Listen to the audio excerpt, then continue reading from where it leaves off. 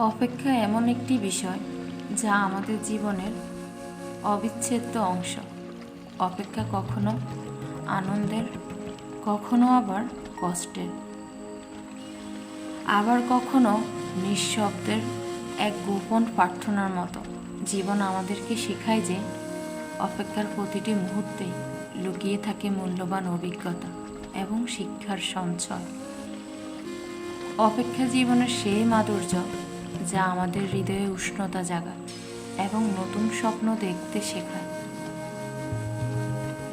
কখনো যখন আমরা প্রিয়জনের জন্য অপেক্ষা করি, তখন সেই অপেক্ষা আমাদেরকে বিশ্বাস এবং আশা দিতে থাকে।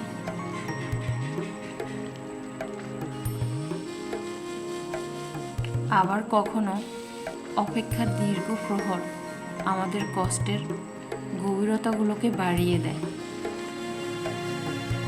অনেকগুলো অপেক্ষার প্রহর চলে গেল আমার ঘড়ির কাঁটায় কাঁটায়।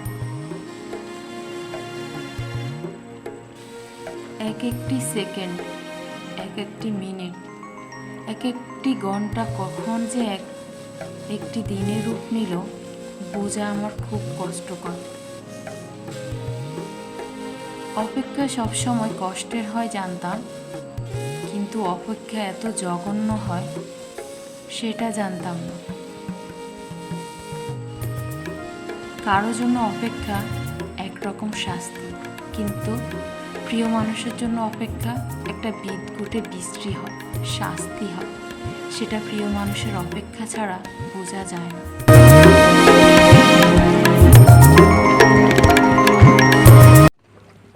একদিন স্বামী আর স্ত্রী বেড়াতে গেল চিড়িয়াখানায়। তারা দেখল একটি বানর তার সঙ্গিনীর সাথে খেলছে, খুনসুটি করছে।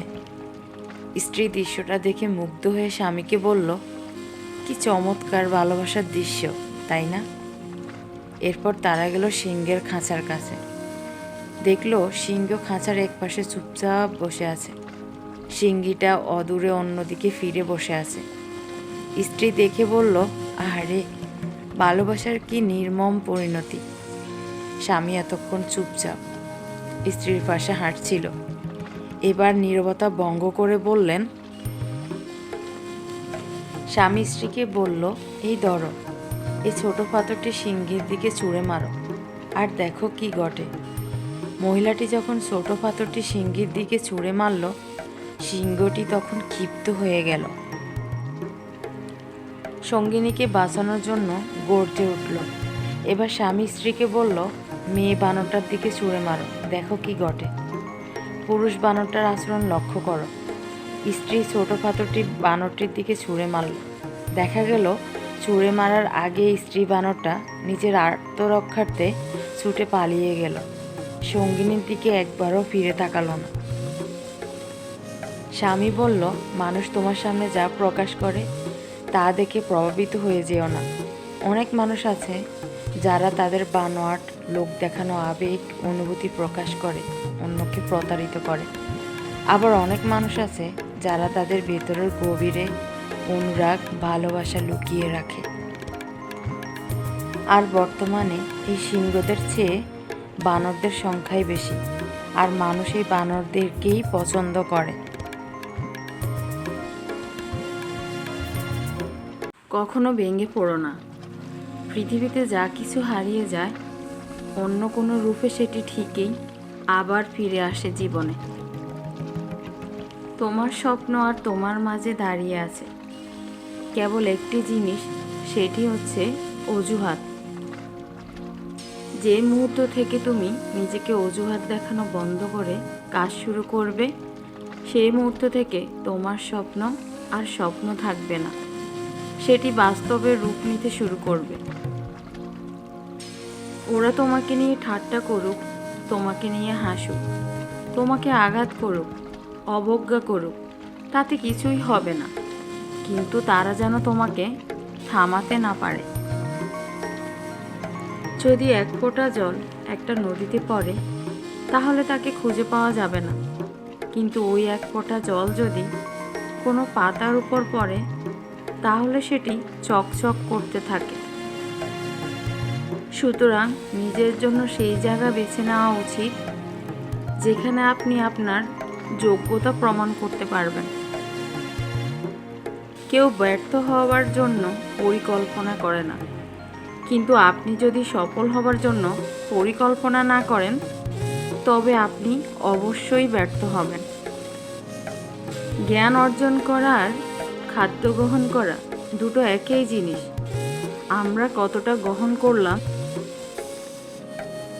সেটা বড় কথা নয়, আমরা কতটা হজম করতে পারলাম সেটাই আসল কথা।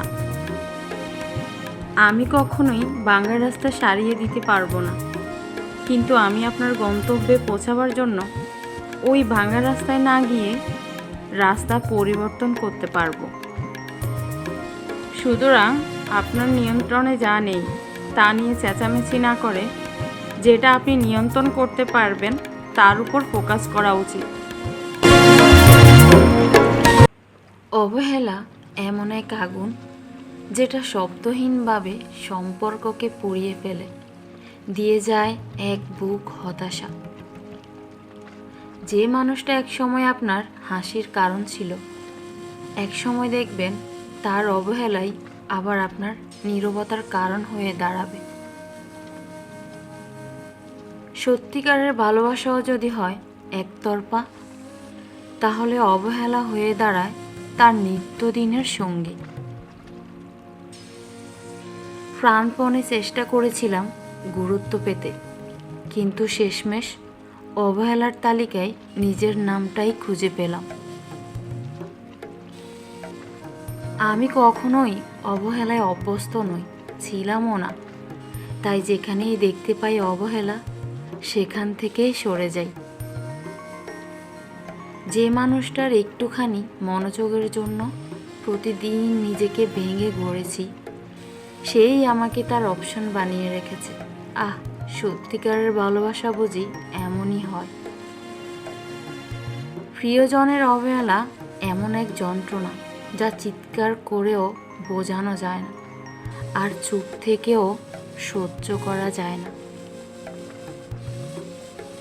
কারো অবহেলার সবচেয়ে খারাপ দিক হলো এটা কেবল কষ্ট দেয় না, বরং ভিতর থেকে মানুষকে নিঃস্ব করে দেয়, ভিতর থেকে ভাঙতে শুরু করে।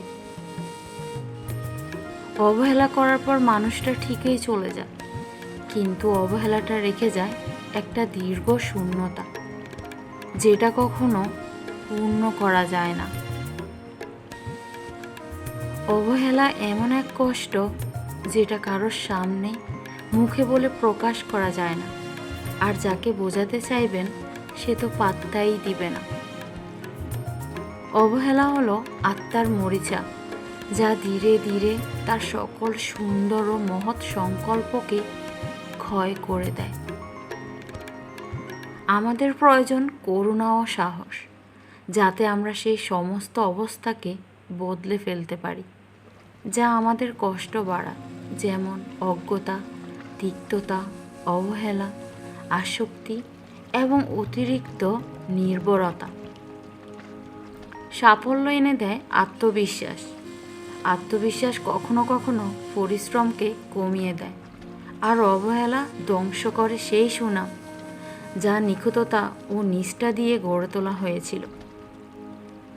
যেদিন বুঝতে পারবে আমি চুপ হয়ে গেছি, সেই দিন জেনে নিও তোমার দেওয়া অবহেলার ছুরিটা অনেক গভীরে বিঁধেছে।